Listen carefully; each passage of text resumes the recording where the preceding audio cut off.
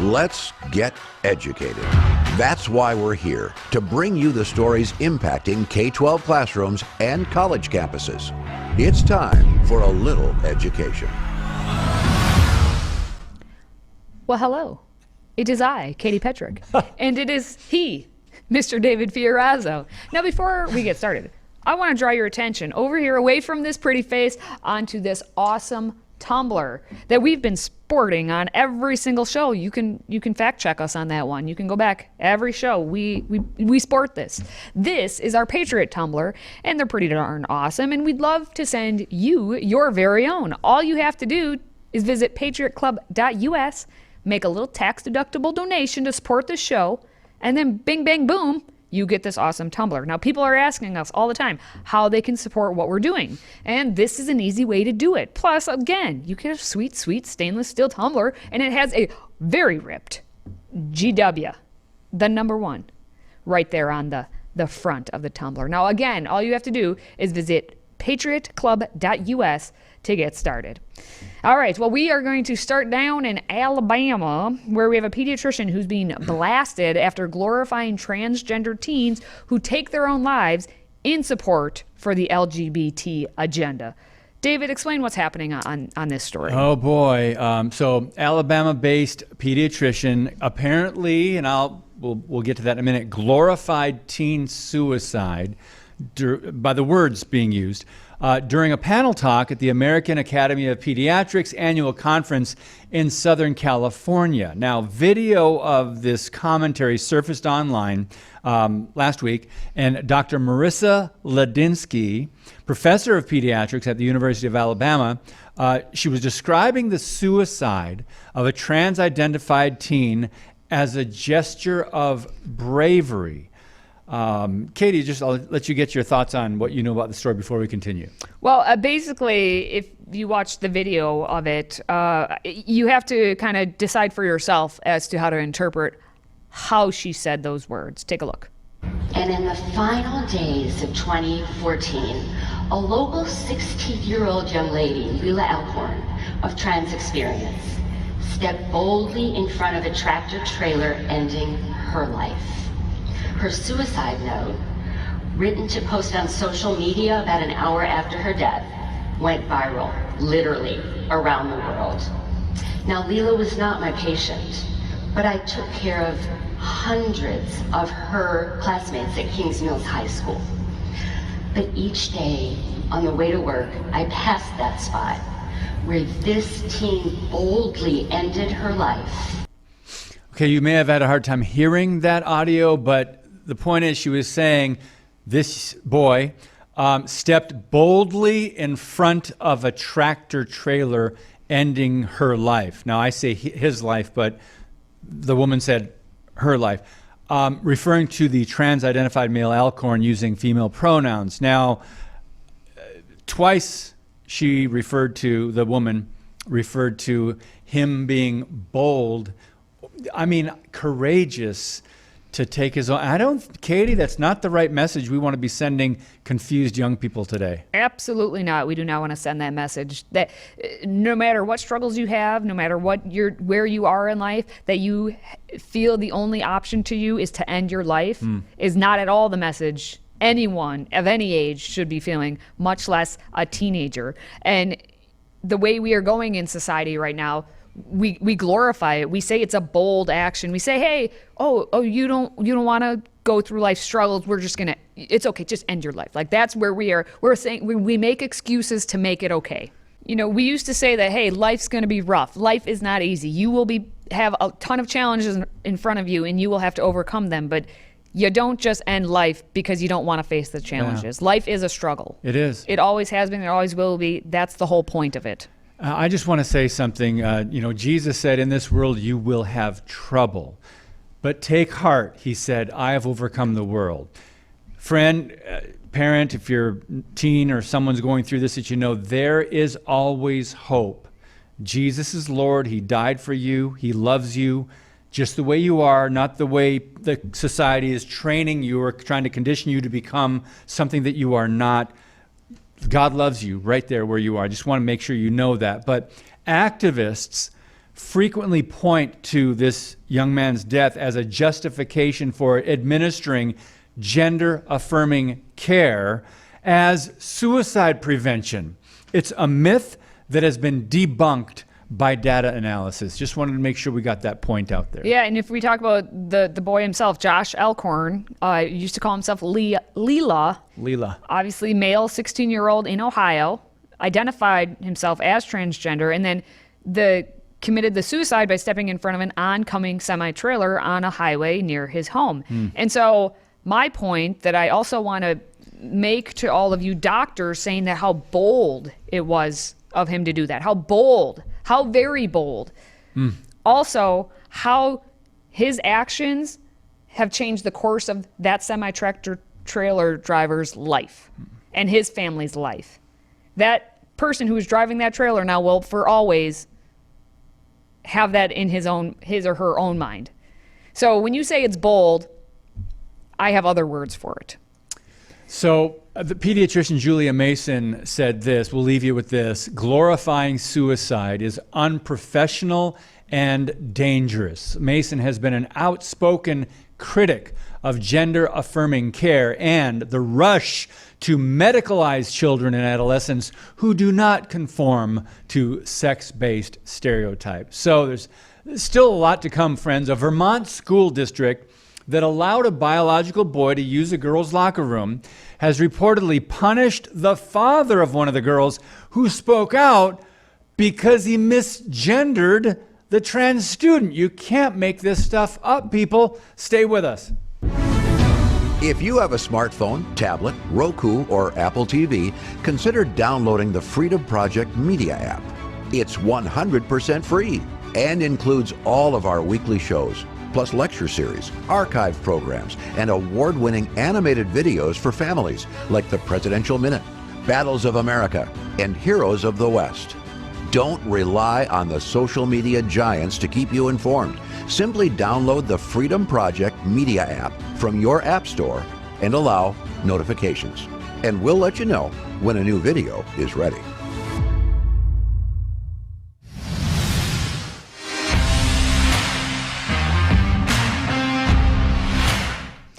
Well, over yonder there in Vermont, a dad and a soccer coach is being punished by a school district because the school let a biological male, who identifies as female, into the girls' locker room. And it's all because the dad supposedly then misgendered the student. Now, the father is Travis Allen.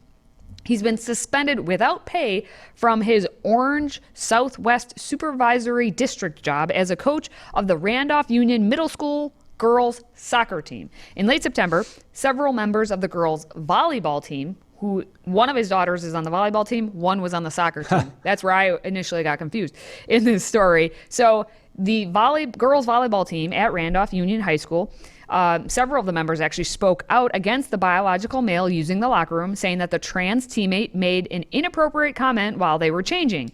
Action was taken, but apparently it wasn't in favor of the now uncomfortable girls team's players. Take a look.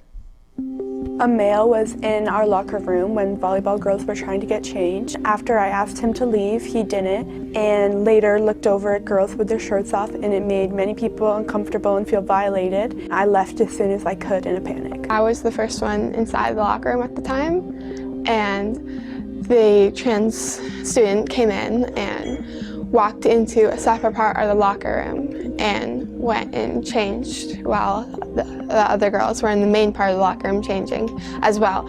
As soon as the trans identifying student was done changing, they came out and stood at the entrance of the locker room for a little bit. A lot of the girls were changing in their sports bras and stuff. A lot of us stated, like, can you please get out? We're changing, we don't feel comfortable with you in here. This is not okay. No, of course it isn't. Well, local news did note that the entire volleyball team was banned from using the locker room while officials conducted an investigation into the claims that the girls had harassed their trans teammate. Oh, of course. Yes. Now, Alan's daughter, Blake, is one of the girls who spoke out, and she reportedly said that I feel like, for stating my opinion, that I don't want a biological man changing with me, that I should not have harassment charges or bullying charges. They should all be dropped. And so what happened then, we're getting the Facebook messaging and all that. there was the caregiver, whoever the caregiver is for that trans student, in a question wrote on Facebook, and then Blake Allen's mom actually got involved too. So it's like everyone's kind of getting involved. It's like the parents are getting involved. So Blake Allen's mother said that she'd be glad to have a conversation with the caregiver about, the trans student in this whole situation. Well, that's then when Travis decided to speak up and how he got in trouble. He wrote on Facebook that I'm the father of the girl you claim made up a story for attention. The truth is, your son watched my daughter and multiple other girls change in the locker room. While he got a free show, they got violated. You think this is fine and dandy. I wonder how you would feel if I watched you undress. And that's when he then was suspended. The superintendent, Lane Millington, said in a letter that Travis Allen was suspended without pay from his job as the coach of the middle school girls soccer team because he misgendered a transgender student in our district. You can do other disturbing things in schools, everything fine and dandy. But, oh no, you misgendered someone. So because you're not getting paid anymore. So because he called that person's son a son, watching his daughter and the other daughters undress in the locker room, which is a true statement. Yes. That is misgendering? That's misgendering. That means you can't coach your daughter's soccer team anymore. Yeah. Wow. Yeah. And according to Travis Allen, he said that when the superintendent asked him to publicly apologize, I thought about it. I did pause and waited a few seconds. And I'm thinking, if I say I'll apologize, I'll be able to coach my youngest daughter for the rest of the season. But I'm going to, in turn, hurt my other daughter because I'm not standing up for what we believe in. I'm just cowing to them like so many other people have done. And I just can't do that. Thank you, Mr. Allen, for standing up for the truth. Yeah, stand up for the truth. It's becoming more difficult to do these days because of threats of censorship, suspension, discrimination, and other things. But here, again, aren't things twisted where we're talking true misinformation, right? Misgendering, is that what it is? Misgendering. Okay, so that is actually, you're stating a biological fact, and of course, a biblical fact, how God made man, male, and female. You're either a boy or a girl when you're young. By stating that, they're saying, no, misinformation, misgendering, and you are punished. Things are flipped on their head today. They really are. Now, when we come back, we have a new report that finds nearly a 1,000% increase in trans students coming from one wealthy suburb. Interesting how that works. We're going to get into that when we return. Do you love America? Are you a patriot who desires to preserve the freedoms we enjoy for generations to come? Then let's take action. Every few days, we give our money to the big box stores. How we spend our dollars could be the most important vote. Do these stores promote freedom and American values? Is that where we should be buying our everyday household products for the rest of our lives? What if we just stopped? What if we shopped with a family-owned manufacturer who believes in preserving our freedoms? That's why SwitchToAmerica.com was created. SwitchToAmerica.com gives patriots the ability to walk away from the big box stores forever. This is a movement that pledges allegiance to the flag of the United States of America. SwitchToAmerica.com. Take action if you love this country. Here is a great way to show it. SwitchToAmerica.com.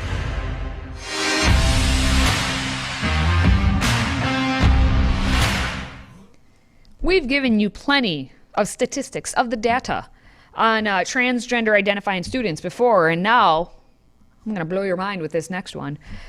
In Montgomery County, Maryland, just north of the D.C. area, we have a number of students who reject their biological sex in Montgomery County public schools because since 2019, the number of identifying transgender students has increased nearly 11-fold because they now have these gender support forms where students are able to fill it out so they get support on switching their gender. Now, here are the demographics of that area, just so you know. The population is just north of about 1 million. The median family income, this is 12 years ago is what I found, back in 2010, was almost 112,000. So think of how much higher it probably is now. It is a wealthy suburb, and it is the state's largest school district. Okay. Well, there was a slide presentation that was inadvertently posted to Twitter. Oopsies. And it shows you how many students in Montgomery County's 84 schools are struggling with their gender identity, or at least how many have actually told school personnel about it because of these gender support forms. So just a quick rundown of some of the data. In the first year that they actually gave out these support forms, they had 35 students fill it out. Okay, there were 4 in the elementary school, 19 in the middle school, and 12 in the high school who said, hey, I am not the gender that I am biologically. Okay. The next year there were 108 students. This current year's 200, or this current last full school year, I should say, was 239 students filling out the form. So it's increasing. Yeah. Right now there are 41 students, but it's only October. So we have the rest of the school year. So that number is going to be even higher. So you're looking at a cumulative total of 423 students just in the past couple of years who've said that they are transgender. And are those the ones that have taken the time to fill out this form? These are only the ones who have said, Okay. hey, I'm going to tell the school personnel. So how many other ones are saying, You know, there are a lot more, but just do not want claim to it. fill out the form. But the headline says it all. There's been an increase, 991% increase over 2 years. Yep. So is this like because of where it's at? Is this across the board, across the country? Is it because it's near in a wealthy DC suburb? Is it because the parents are well off or whatever, and they don't have time to discipline their kids or to guide them? Or anyway, it's interesting. We could speculate all day, but I think that the headline says a lot. That's almost 1,000% increase in just a couple of years. You know your math. I like it. Now, the headline may say it all, but the form says even more. Let's take a look at what we have. Now, the form on the, intake form supporting student gender identity, you start in the instructions section. And if you take a look at it, it says the school administrator, counselor, or psychologist should complete the form with the student. Okay, where's the parents in that? No? Yeah. Oh, okay. It says then the parent/guardian may be involved Possibly. if the student states If. that they are aware and supportive caveat. of the student's gender identity. Yep. So I think that's more of a headline than your headline saying it all. So it's all about, privacy, confidentiality, and disclosure in that section on the form as well. You have to write in, hey, what's your plan for the bathroom or locker use? You decide, student. Also, what's your plan for, sports, extracurriculars? What do you want to do, student? Other issues to be considered or addressed. You tell us, student. And then who will be the student's go-to adult on campus? You tell us, student. All of this is about you, the student. You tell us how you feel and how you want. And why are we having a go-to adult?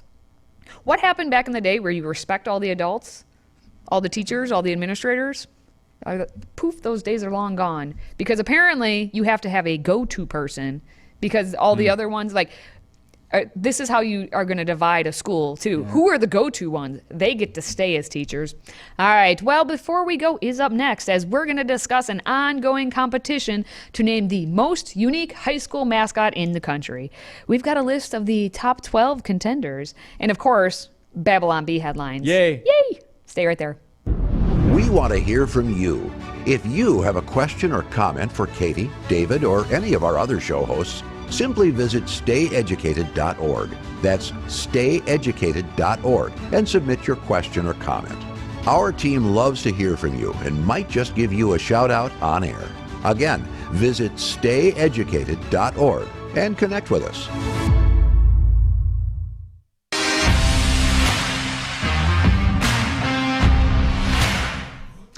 All right, before we go, Katie, what was your high school mascot growing up? Do you remember?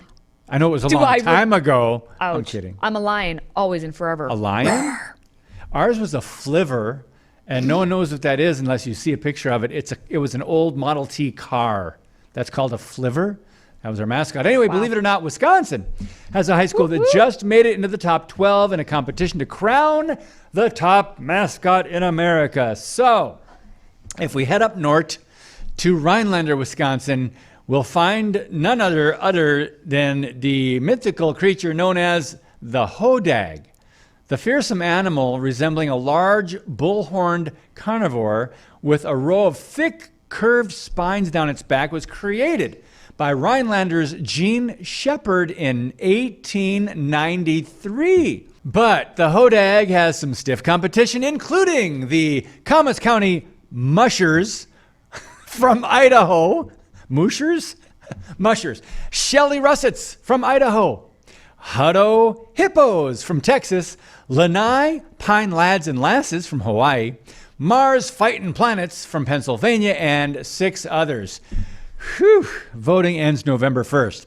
The hodags currently lead with 55% of the votes. Katie, I didn't realize there were so many unique mascots representing American high schools. But where are the flivvers? Come on.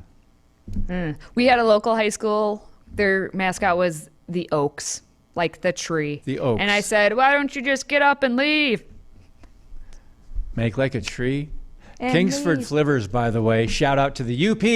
Speaking of dressing up like animals, why not take it one step further and dress up an animal, your pet, for instance?